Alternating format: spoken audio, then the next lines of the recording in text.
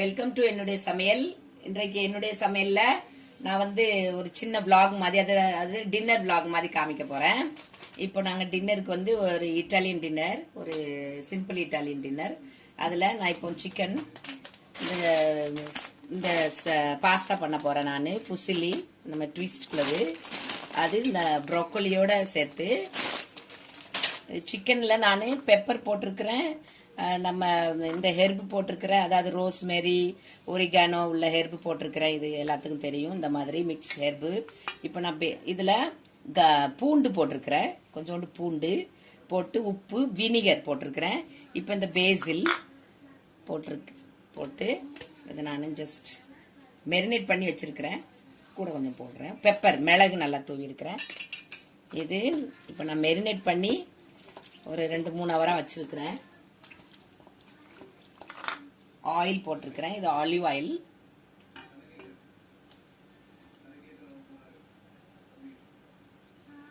இது ரொம்ப சிம்பிளா இருக்கும், ரொம்ப டேஸ்டியா இருக்கும். ஜஸ்ட் நாங்கள் இன்னைக்கு சரி அவ்வளோ இதை அப்படி இப்போ குக் பண்ண போறோம்.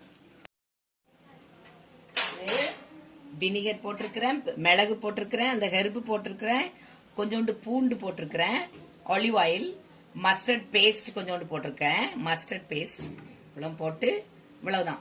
ஆலிவ் ஆயில் ஊற்றிருக்கேன், சாதாரண ஆயில் கூட ஊற்றிக்கிடலாம். இது இப்போ இது குக் பண்ண வச்சிருக்கிறேன்.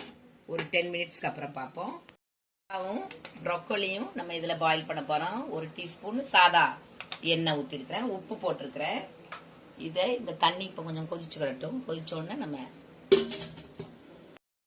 போட்டிருக்கேன். தண்ணி பாயில் ஆன உடனே இந்த ப்ரோக்கோலியை போடணும். அதுக்கப்புறம் இந்த பாஸ்தா, ஏன்னா எங்கள் வீட்டில் நாங்கள் நிறைய பேர் இருக்கிறோம், 4-5-6 பேர். ஸோ நாங்கள் ஃபுல்லாக போடுறேன். உங்களுக்கு எவ்வளோ வேணுமோ. இது இந்த பேக்கெட் 500 கிராம் பேக்கெட். ஸோ ஒரு 6 பேர் சாப்பிடலாம். இது இன்னும் கொஞ்சம் தண்ணி வச்சா கூட ஓகே தான், போதும் எனக்கு. உப்பு ஆல்ரெடி சேர்த்துருக்கு, கொஞ்சோண்டு எண்ணெய். இப்போ இது ரெண்டுமே சேர்ந்தாக்குல 10 நிமிஷம் வேகணும். கொஞ்சம் அது கொதி வர மூடி வைங்க. அதுக்கப்புறம் திருப்பி இந்த மாதிரி ஒரு 10 நிமிஷத்துல இது ரெடி ஆயிரும். இதுல உருளைக்கிழங்கும் போடலாம், பட் நான் இன்றைக்கு உருளைக்கிழங்கு போடலை. வினிகர் போட்டிருக்கிறேன்.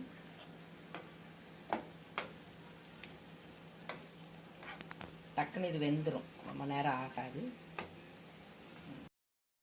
இந்த மாதிரி நான் கேரமலைஸ்டான சுகர், அதாவது ப்ரௌன் சுகர்னு சொல்லுவாங்க, அது லைட்டா, ஏன்னா வினிகர் போட்டிருக்கு, நல்ல மிளகு தூவிருக்கேன்.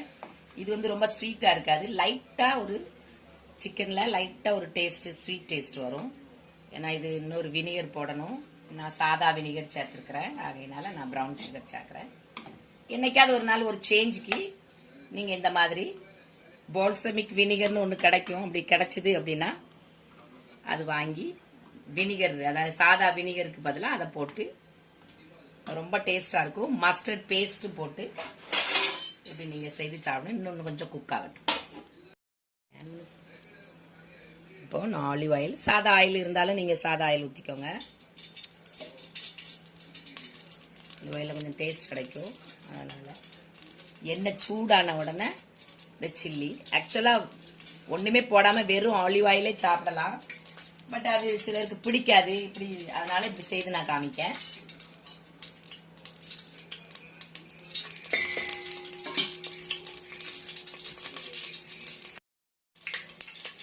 பூண்டு கொஞ்சோண்டு, வெங்காயம், ஒரு வெங்காயம் ஸ்லைஸ் பண்ணி வச்சிருக்கேன், இது டேஸ்ட்டுக்காக. வதக்கிடுவோம், வதங்கிட்டேன். இப்போ இது நல்லா ரொம்ப வதங்க வேண்டாம், ஓரளவு லைட்டா இந்த பச்சை வாசனை போகணும். இந்த வதங்கி இருக்குது நல்லா லைட்டா. அப்போ இந்த பாஸ்தாவை இதில் போட்டுருங்க.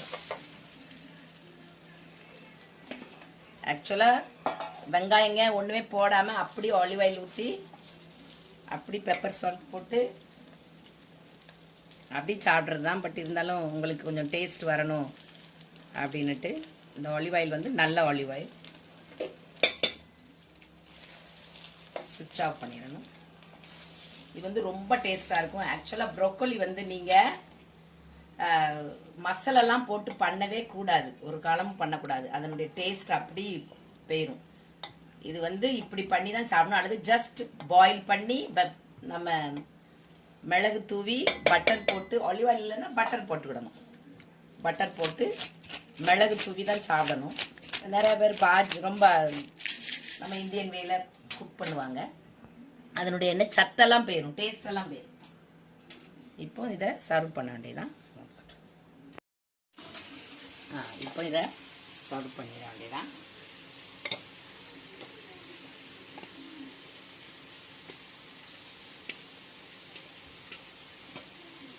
இது நல்ல ரியல் டேஸ்ட் கிடைக்கும். இந்த டேஸ்ட்டுக்காக தான் உங்களுக்கு பூண்டும் இந்த வெங்காயமும் பச்சை இந்த காஞ்ச மிளகாவும் ஆட் பண்ணியிருக்கு.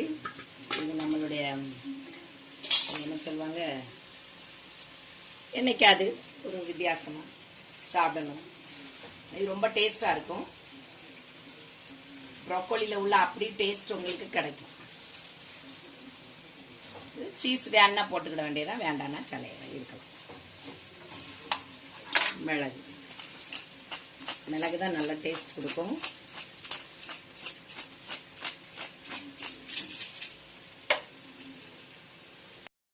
பாருங்க, இதை நல்லா மூடி வைக்கும்போது லாஸ்ட்டில் கொஞ்சம் திறந்து வச்சு கொஞ்சம் லைட்டாக அந்த கோல்டன் கலர் வர்றதுக்கு திறந்து வச்சு நீங்கள் இது ரோஸ்ட் பண்ணிக்கோங்க. மற்றபடி அதுக்கு வரைக்கும் மூடி வச்சுருங்க. இறக்கும்போது கொஞ்சம் நேரத்துக்கு முன்னாடி மட்டும் அப்படி வைக்கணும். இது ரொம்ப அருமையாக இருக்கும். இதில் உருளைக்கிழங்கும் சேர்த்துக்கிடலாம். ஆனால் ஹெர்பு நிறையா இருக்கணும், மிளகு நிறையா இருக்கணும், வினிகர் நல்லா இருக்கணும். நம்மளுக்கு பூண்டு இல்லை, ரொம்ப பூண்டு இல்லை, ஓரளவு பூண்டு.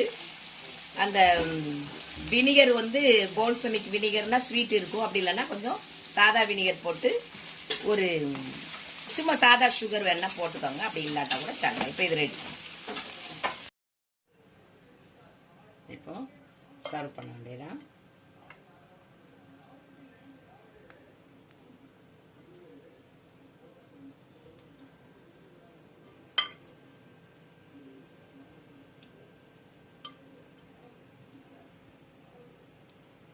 இதில் இன்னும் நீங்கள் ஆலிவ் ஆயில் ஊற்றலாம், பட்டர் போடலாம், எல்லாம் போடலாம்.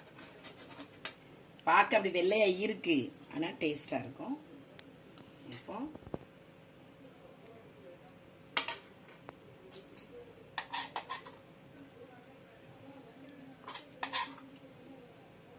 ஒரு லைட்டு ஸ்வீட்டாகவும் லைட் காரமாகவும் இருக்கும்.